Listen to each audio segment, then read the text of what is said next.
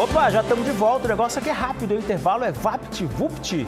Começa agora a nossa resenha com a participação dos jornalistas John Cotrim e Ricardo Marques. Oi, turma, boa noite para vocês.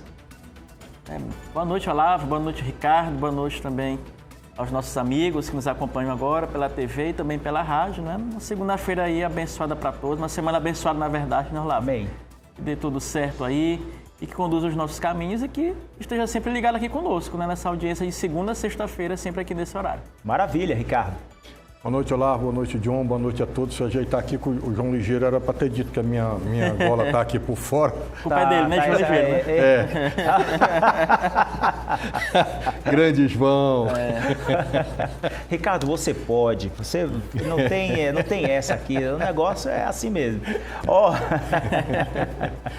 7h20. O problema é que vocês dois são muito alinhados. Aí eu já sou relaxado, aí fica um contraste muito grande. Hoje está alinhado.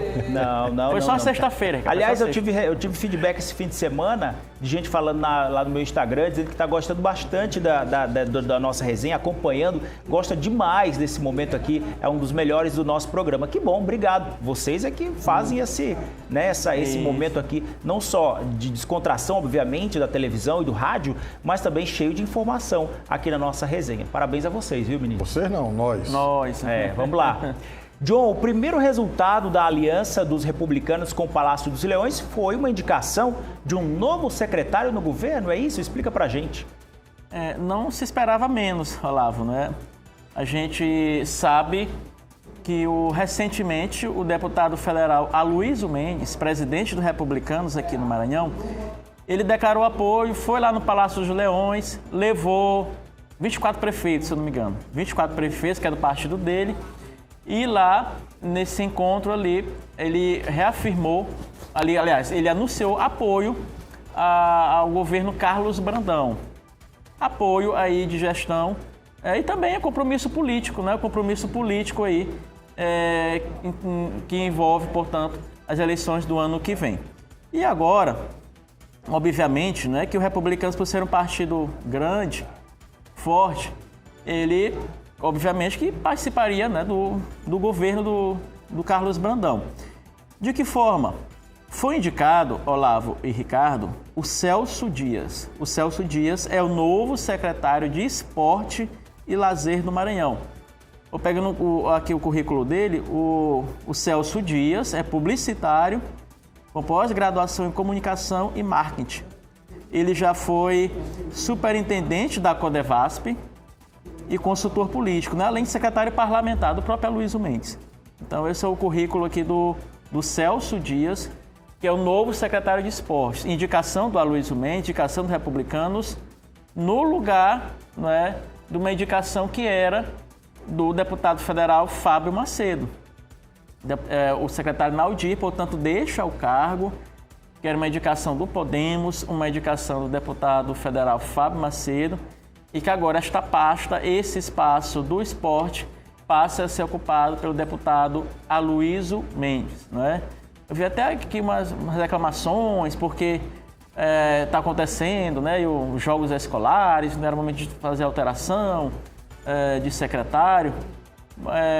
O Podemos já conta com outros espaços no governo, diga-se de passagem, Ricardo Olavo, não é? Não é só essa secretaria, dá um exemplo aqui da própria Secretaria de Ciência e Tecnologia, da doutora Natácia Ueba, não é? Ela aí, que é inclusive casada com o filho do deputado federal Fábio Macedo, que é o vereador Fábio Filho. Ela ocupa um espaço ali no governo do estado, né? Secretaria de Ciência e Tecnologia. E tinha também esse espaço do esporte com o Naldir. Agora, esse espaço, ele foi contemplado pelo republicanos, pelo Aloysio Mendes, selando, portanto, esta aliança do Aloysio, do Republicanos, com o governo Carlos Brandão e também, obviamente, com visando as eleições já do próximo ano. Aí, John, eu ia até te fazer a pergunta, mas acho que tu já respondeu. Se os Macedo continuam aliados? Sim, né? Por hora, sim, né? Por hora, sim. A gente não viu nenhuma manifestação ainda do deputado federal Fábio Macedo, mas a gente já sabia, desde que o Aloysio esteve lá no Palácio, com os prefeitos, que já teria, portanto, consolidado, fechado ali a Secretaria de Esporte. A gente até chegou a noticiar semana passada que o Aloysio indicaria o nome do esporte. Eu não sabia quem, não é? E agora o nome indicado é uma pessoa muito próxima a ele, que é conhecido como Celcinho, né? O Celcinho, que inclusive da Codevasp, é o nome indicado pelo deputado federal Aloysio Mendes. Mas talvez o governador tenha conversado, né? Alinhado Sim, com o Fábio, né? Tem que... E o conversado nunca sai caro, né? Faz uma composição ali, ele vai para outro lado e aí vai se ajustando. Acho que você até falou já aqui no nosso Tá Na Hora, Ricardo, que é no andar que as abóboras, não tem uma coisa assim? No andar da carruagem as abóboras se acomodam ou pulam fora. Ou pula fora, se né? espatifam no chão. Agora imagina essa frase não é minha, não, é do Flávio Dino. Agora eu imagino o Fábio Macedo lá, né? O governador chama ele. Fábio, a gente vai precisar colocar mais um dar espaço para os republicanos, Aloysio. Aí Fábio Macedo, vem cá. Logo na minha secretaria. Não tem a dos comunistas ainda, tu não tira nenhuma delas, não. Não tem aí certamente isso aí. Eu acho que ele já não tem a acessídio, né? Ainda tem lá. Dá acessídio, dá pra ele, né? Ou então me dá acessídio, que eu dou esporte. Eu sou aliado. Vai fazer uma troca, eu vou pra acessídio, né? Eu vou pra acessídio, tu dá o esporte pro Aloysio Mendes, né? Poxa, mas vai tirar logo a minha. Mas ainda tem algum comuno socialista aí no governo? Tem né? acessídio. Mas no primeiro escalão? Tem. Acessídio. Olha. Que é uma pasta importante. Foi um racha, mas não foi tanto assim, né? Ainda não, né? Ainda tem cargo, ainda tem primeiro escalão, segundo escalão. Tá só trincado, não rachou, rachado, não. Pois é. Falando nisso, viu, Ricardo? Palácio em fogo amigo, Ricardo. Para o vice-governador, o possível racha no grupo, esse racha aí que a gente está falando, pode prejudicar a eleição ou a reeleição do presidente Lula aqui no Maranhão, no geral, um contexto nacional também. Mas o comandante do Palácio dos Leões já avisou que não tem divisão. A conta não está batendo, Ricardo. E aí? E aí, Olavo, que foi o Felipe Camarão deu essa entrevista, né, para a Folha de São Paulo, disse que aqui o Lula corria o risco de perder a base, a unidade da base, que seria prejudicial ao projeto de reeleição dele, no que o Camarão está correto. O Maranhão é um dos principais colégios do lulismo, né? Precisa estar unido aqui, precisa estar todo mundo. Agora, eu vejo um erro estratégico do Camarão, né? Eu até comentei isso hoje, achei que ficou muito parecido com essa coisa do Bolsonaro, né? O Bolsonaro está impondo aí o Trump, né, dizendo que se o Brasil anistiar ele, Bolsonaro, o Trump relaxa no tarifaço, como é o nome, rapaz? Tarifaço. O tarifaço, né? E isso é um grande absurdo, né? O Brasil não pode se ajoelhar desse tanto, né? Pois é, porque a gente está vendo mais ou menos a mesma linha, né? Que situação, né? Você falou aí da questão internacional, meu Deus do céu. Eu não creio sinceramente, eu já falei aqui, falei no expediente final, é a minha opinião, eu não creio que o Lula vá se indispor com o governador Brandão por conta de candidatura a governo do Maranhão. O projeto é maior, o foco dele é a reeleição. A esquerda está focada na reeleição do Lula e está focada em fazer a maioria no Senado. É a grande preocupação. E aí nós temos um problema aqui no Maranhão, né? Que nós temos um candidato consolidado ao Senado, é a reeleição do senador Everton. Tá.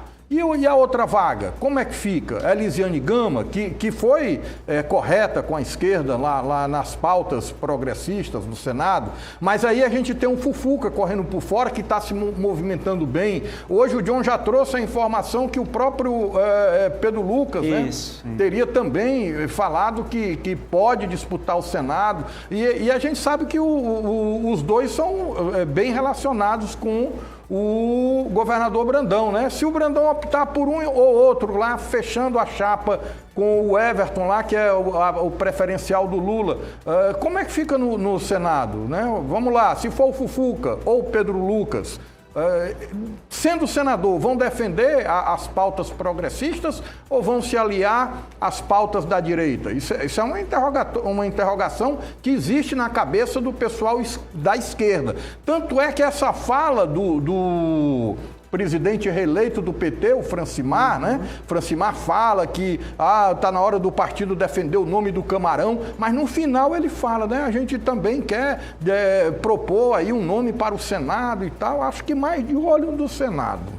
Vamos ver como é que vai ficar, até porque eu estou vendo, John, o aumento aí, já que a gente vai falar, porque o governador Carlos Brandão se pronunciou em rede social em relação a isso, mas eu estou vendo aí uma questão de discussão maior, também mais acalorada em relação ao Senado. A informação é confirmada de que o deputado federal Pedro Lucas Fernandes estaria disposto a concorrer a uma vaga no Senado e teria até um lançamento, um pré-lançamento nesta semana? Ele reuniu alguns aliados, eu conversei até com alguns, que estiveram numa reunião ali, e ele chegou a falar dessa possibilidade, né, de poder concorrer ao Senado Federal, o Pedro Lucas. Sim. Porque ele alega que o partido dele, o União Brasil, está querendo aí lançar nomes majoritários em todos os estados, né? Um partido hoje talvez é o maior que tem, né? Nessa federação com o PP, obviamente, né? Um partido grande, União Brasil. E eles querem também aí se fortalecer nos estados. E aqui no Maranhão nós temos o próprio Pedro Lucas, que é representante desse partido, que é líder do União Brasil na Câmara, inclusive. Uhum. E obviamente que o nome dele é sempre cotado para um cargo maior, né? E aqui no Maranhão ele chegou a conversar, falou dessa possibilidade, a questão do partido, né, que quer, mas ele está avaliando. Ele não chegou a dizer, não, sou candidato a senador. Ele não chegou a dizer isso. Mas uma possibilidade. Da possibilidade, exatamente. O partido vai fazer uns encontros aqui ainda nesse mês, não é? Se não me engano, dia 23, 26, uns encontros aqui no estado do Maranhão e vai debater, vai discutir aí algumas possibilidades, entre elas a questão do Senado. O União Brasil é aliado no Maranhão, União Brasil é aliado do Brandão. Sim. E acho que está fechado com o Brandão. Não vejo o partido no momento, né? No momento, ele está na base do Brandão. E caso isso aconteça, seria a segunda vaga. Né? O Ricardo acabou de falar, a primeira do Everton. Se isso acontecer de fato, seria a segunda vaga, numa chapa com o Brandão. Mas, assim, não ainda nada consolidado. O Pedro Lucas tem uma relação muito boa com o Brandão, muito mesmo, não é? Tem aliados no governo, né? Isso, exatamente. O próprio Paulo Cazé. É irmão, né? Que é irmão dele, é o secretário da pasta de saúde também. São aliados de pastas importantes e poderosas. Uhum. Então, assim, o Pedro Lucas, pelo menos de relacionamento com o Brandão, talvez seja desses aí o melhor. De relacionamento desses candidatos ao Senado, que talvez tenha maior agrado aí do Brandão é ele. Mas não quer dizer que ele vai também, porque tem uma reeleição dele tranquila, garantida, né? O Pedro Lucas tem uma reeleição fácil ali. Então ele vai avaliar, obviamente que isso é de conjuntura, depende da questão nacional, né? Não é algo que ele vai fatores, dizer, né? Eu quero ser candidato a senador e você candidato a senador. A mesma coisa quando ele disse que era candidato a prefeito, vocês lembram, né? Sim. Cogitou a possibilidade de ser candidato a prefeito, mas na hora não foi candidato a prefeito.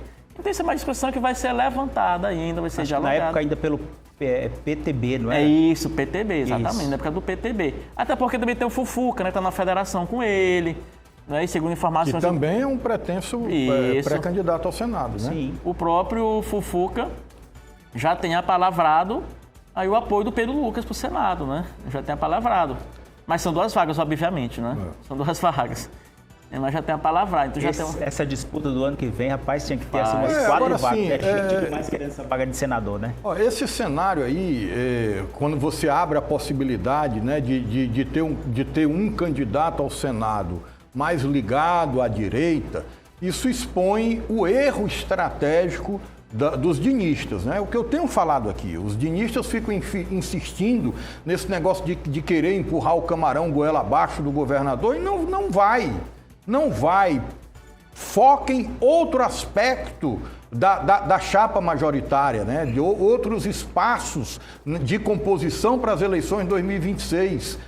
Parem com essa história de querer empurrar o camarão, que o governador já está claro isso aí, ele já decidiu. Vai ficar até o final do mandato, vai lançar um candidato da preferência dele e pronto. O Lula não vai, repito, se indispor com o Brandão, que é um aliado importante, estratégico até eu diria, por conta de questiúnculas paroquiais. Não vai.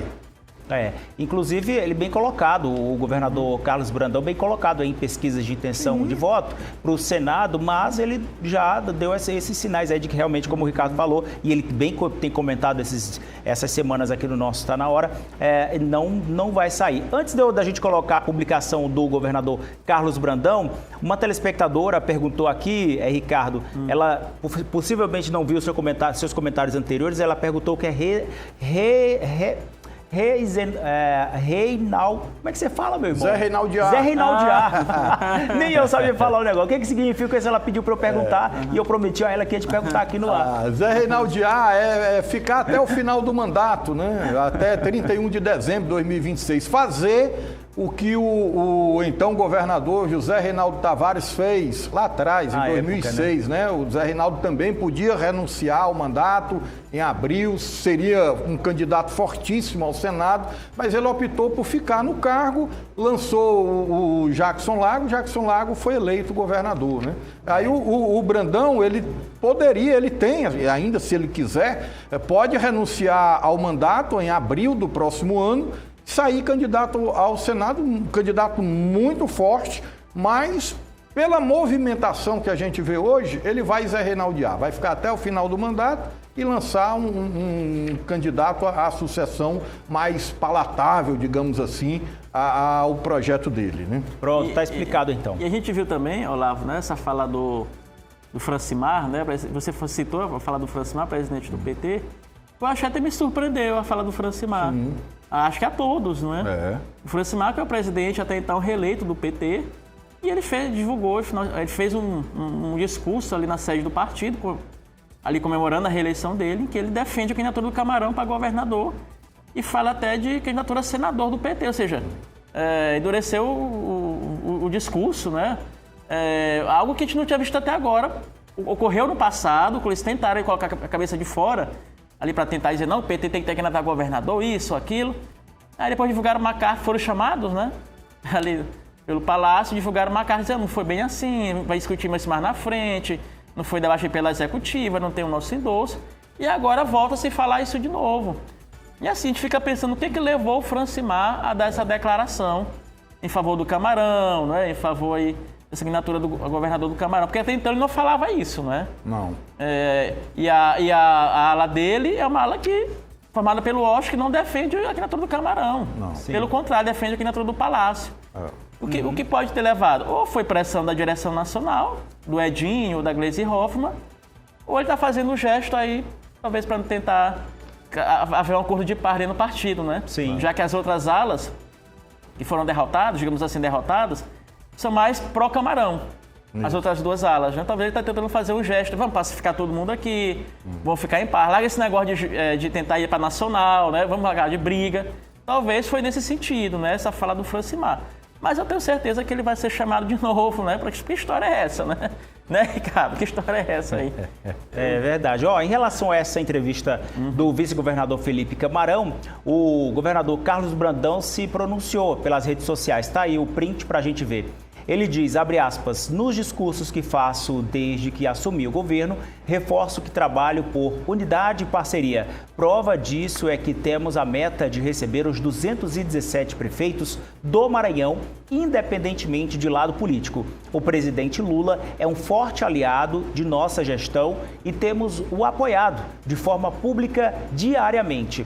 Afirmações diferentes disso tentam apenas descredibilizar nossa parceria com o governo federal e os municípios, finalizou essa nota do governador Carlos Brandão, que inclusive marcou o arroba ali, do presidente Lula, arroba Lula Oficial, que é a rede social oficial do presidente Lula, marcando ali essa comunicação. A gente vê que ao longo dos últimos anos, de fato isso tem acontecido, inclusive que a gente comentando aqui, com a forte presença de ministros aqui no estado do Maranhão, com a visita constante de praticamente todos, ou pelo menos as principais pastas, não é, Ricardo? Ele não marcou, foi o Camarão, né? Lá o arroba do Camarão. Aí, assim...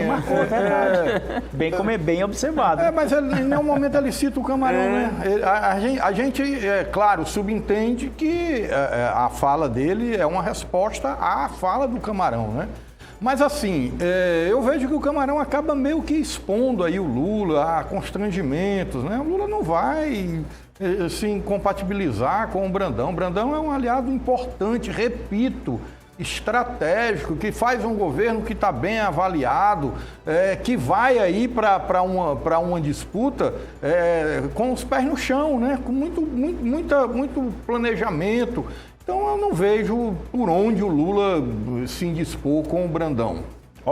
Ricardo, entre os 100 políticos mais influentes do Congresso Nacional em 2025, tem um maranhense desempenhando o bom dever de casa. É isso? Explica pra gente. É isso, viu, o Olavo e John, o senador Everton, né, que é o líder do PDT, foi líder aí do bloco PDT-PT lá no Senado, apesar de ainda jovem, mas é um grande articulador, respeitado dentro do Congresso hoje pela capacidade de articular, né?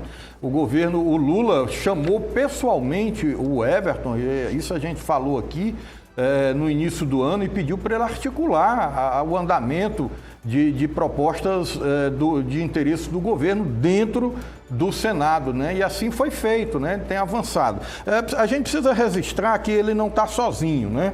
A senadora Elisiane Gama e o deputado federal Rubens Pereira Júnior são outros 2 maranhenses que integram os 100 nomes mais influentes do Congresso. Nesses 100 nomes mais influentes, 69 são deputados federais e 31 senadores, né? O Everton, ele está pelo 11º ano consecutivo como um dos 100 mais influentes do Congresso. Aí você diz assim, mas como? Se ele agora que vai para o 8º ano 8 anos como senador, ocorre que ele já estava entre os 100 quando era deputado federal. Na época do governo Temer, ele chegou a liderar o bloco da minoria, né?